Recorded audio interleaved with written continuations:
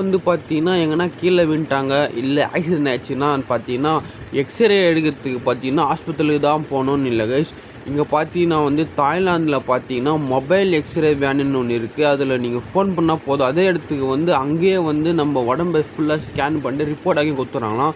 வேற கண்டுபிடிப்புல ஒரு ஹாஸ்பிட்டல்ல இருக்கிற அந்த ஃபெசிலிட்டி பார்த்தீங்கன்னா, இந்த குட்டி வேன்ல இருக்காங்க கைஸ். இப்போ வந்து ஒரு கால்ல எதுனா அடிபட்டுச்சுன்னா, அந்த கால மட்டும் ஸ்கேன் பண்ணி அந்த ரிப்போர்ட் சொல்லிடுவாங்க. அந்த மாரி வந்து அந்த எக்ஸ்ரே வேன் பார்த்தீங்கன்னா, அங்க வந்து அவைலபிளா இருக்கு. நீங்க ஒரு கால் பண்ணாலே போதும். வீட்டாண்டயே கூட உங்களுக்கு வந்து ரிப்போர்ட் பண்ணி அனுப்பிடுவாங்க. அதுக்காக பார்த்தீங்கன்னா, நம்ம ஊர்லலாம் பார்த்தீங்கன்னா, எக்ஸ்ரேக்கு போனாலே 1 நாள் ஆக்குறாங்க. கவர்மெண்ட் ஹாஸ்பிட்டல்லாம் போனா அவ்வளோதான். 1 நாள் ஃபுல்லா அதுக்கு டைம் குடுத்துடணும். காலைல போனா வந்து ரிப்போர்ட் குடுக்கறதுக்கே சாயந்தரம் ஆயிடுது. ஆனா வந்து இது பாருங்க எவ்வளோ அழகா இருக்கு. கண்டுபிடிச்சிருக்காங்க பாருங்க. ஒரு 2, 3 அதாவது ஒரு 1/2 அன் ஹவர்லயே நம்மளுக்கு ரிப்போர்ட் கிடச்சிரும். இத பத்தி நீங்க என்ன நினைக்கிறீங்க? கீழ கமெண்ட் பண்ணுங்க. ஆடு மாடுக்கு தின்ன தேவை புல்லு.